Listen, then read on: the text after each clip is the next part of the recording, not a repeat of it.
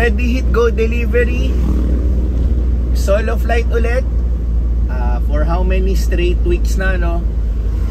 Kasi po today, may makeup gig po ulit si Tin sa Makati. Kasama niya po, of course, si Richie. Para po i-assist siya. So, tayo, solo nga ulit. Pero okay lang naman. Kayang-kaya naman, no? Kaya lang din naman natin sinasama si Richie sa ating delivery din pag may chance or pag libre, is because para mas mapabilis and mapadali yung delivery natin. So of course priority pa rin si Tins yung makeup niya kasi nga marami siyang dala, no? Siyempre mas kailangan niya si Richie sa pagbubuhat kaysa sa kailangan ko si Richie sa pagde-deliver. So pag bakante naman yung oras nila, pag bakante si Richie, that's the time nasa side ko si Richie para tulungan ako. So again, lagi ko tong pinipreach, no, sa kanila, sa mga staff natin sa Takoyadon, tulungan lang, no. So hindi pwedeng, ay, sa akin naman si Richie kasi last week sa'yo so it's my turn dahil nahihirapan ako. Hindi, kailangan talaga maging aware ka kung sinong mas may kailangan. And then, yun, yung communication para talaga ang business mo maging smooth, no? So, kaya yun, solo tayo ngayon. Pero, ang good thing, maganda yung weather. Yun, maaraw-araw, though mainit, kaysa umuulan, mas mahirap kasi mag-deliver pag umuulan, no? So, much better na yung mainit, kahit tagak-pawis mo. Mas mapapadali ko rin yung pagbigay ng mga orders ng customer. So yun, Sunday ngayon. So habang nagdi-deliver po pala ako, kasama naman ni Tin si Pixar ngayon, no?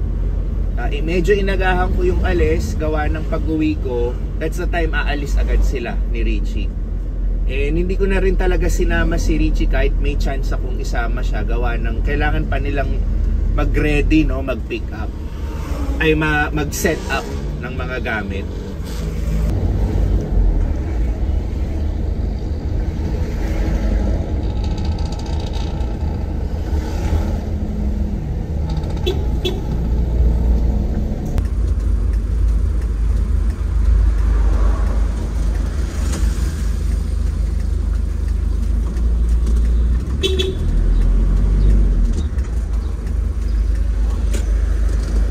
Good morning.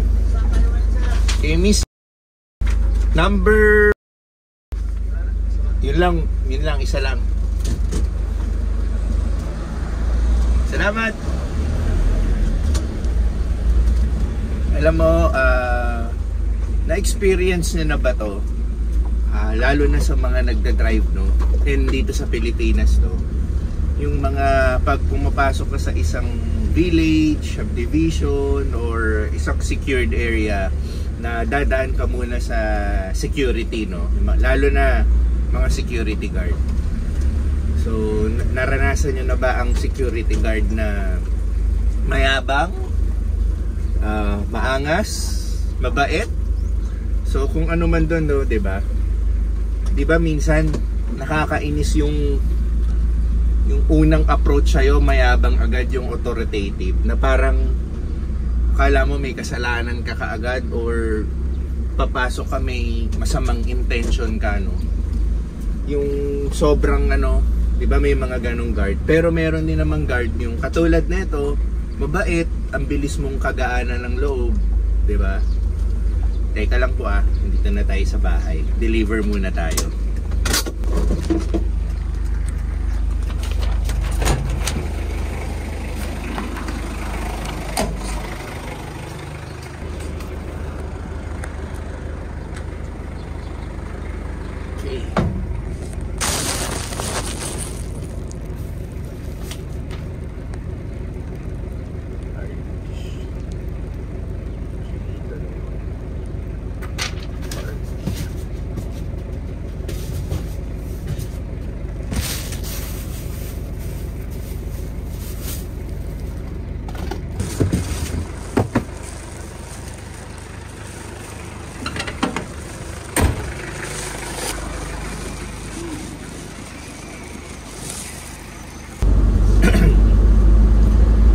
tayo sa usapang ano, no? Yung gwardiya, no? 'Di ba? May mai-encounter kang guard na mayayabang, maaangas, na parang bungad pa lang pagpunta mo pa lang sa gate ng village. Yung ang approach na sa'yo is una yung tingin niya, na parang iba na yung tingin niya, hindi na approachable no? Hindi tipo yung ikaw yung ngingiti, no? Na minsan ko questionin niya pa kung totoo yung pakay mo, no? Which is naintindihan ko naman, pero yung way of questioning hindi na siya welcoming no? Hindi na siya pwede ka naman magtanong ng maayos, ng with respect, pero yung ang approach agad sa'yo saan yan? Kaya tas sisilip pa sa kotse mo na parang akala mo may mga suspected no? May ganun. Pero may mga gwardiya naman na a-approach sa'yo na, "Sir, good morning." Meron pang mga ganun. "Good morning, saan po ang pakay natin?" Ganyan. Diba? Ayun yung mga guard na approach pa lang, parang magaan na agad sa pakiramdam. Yung nakangiti ka na agad sa kanila. Yun ang difference. Tapos, meron pang iba, mapagmata sila sa sa dala mong kotse, no? So, ayan, first hand experience ko po yan. Pag ito po yung dala ko, itong L300, talagang mabusisi yung mabusisi yung pag-check. Ultimo likod, i-check nila, bubuksan nila yung likuran. And then, pag ang dala ko naman yung ibang kotse, no? Sasabihin mo lang kung saan ka pupunta, sige na. Minsan hindi na nila chine-check. So, parang parang may discrimination ba sa kotse, no?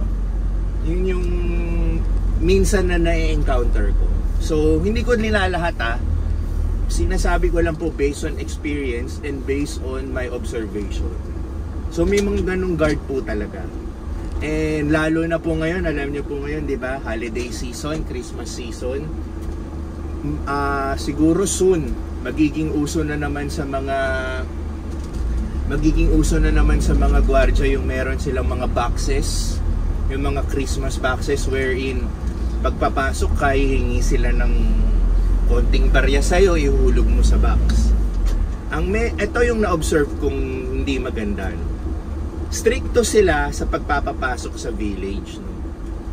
Tapos, i-check nila lahat ng gamit, tatanungin nila. Well, gagawin pa rin nila yun. Pero, oras na mag-abot ka sa box, nakangiti na sila, ganyan-ganyan. May times na experience ko to. May times na papapasukin ka na lang bigla, as long as may naabot ka sa box. So, indirect form of parang diba, lagay. Diba? Dahil Christmas season, legit yung hihingi sila ng pamasko. Pero, parang nakalimutan na yata nila yung trabaho nila na kailangan nilang mag-inspect, kailangan nilang magtanong kung saan ang pakay mo. So, yun. Ewan ko kung nararanasan nyo po yun, lalo na po sa mga nagda-drive, no? So, yun lang. Topic lang tayo, no? Para maaliw tayo sa ating deliveries. Ito po, makahiwalay po. Bangus sisig po yan. Salamat!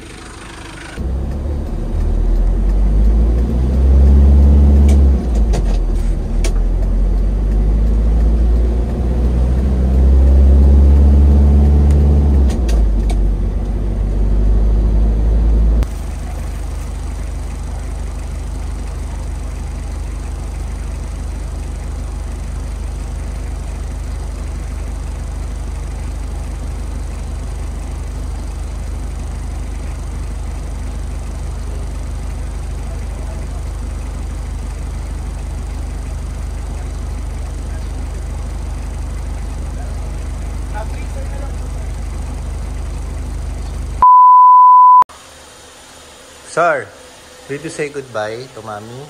Bye. Bye what?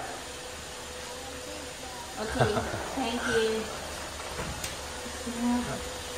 Ito na. Makati bound, no? Ate, nandiyan ka pa. Ano? Ano? Oh, sige. Now, si Marlene na lang nandyan, no? Ah, sige. Bukas na daw siya. Okay, aalis na to. Makeup gig, Makati. Makati Med, no? Yes. Mga doktor. Okay, sige. Okay, bye-bye. Ingat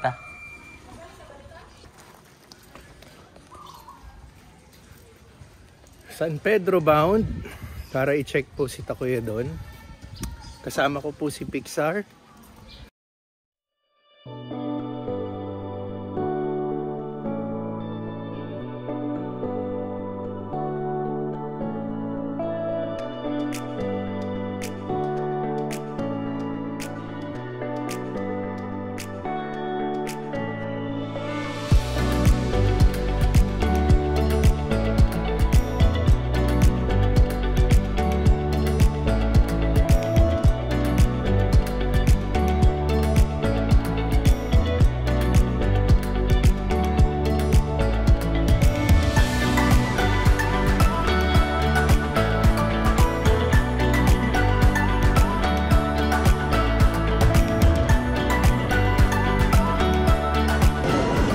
So, lunch date kami.